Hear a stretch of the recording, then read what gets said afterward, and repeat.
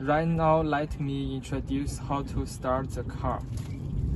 Firstly, we need to put our foot on the foot brake, and then we use the remote button to press this button, which means unlock. And then we put this handbrake to the bottom, and we press the one start button.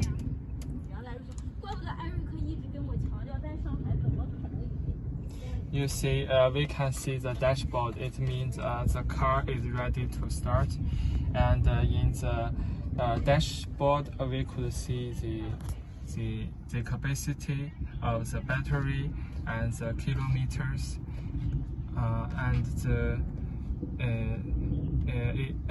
N means the natural, the parking.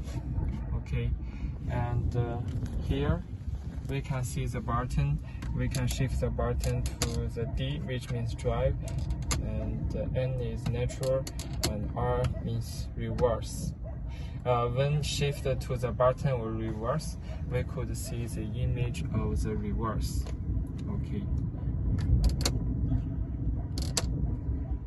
Okay.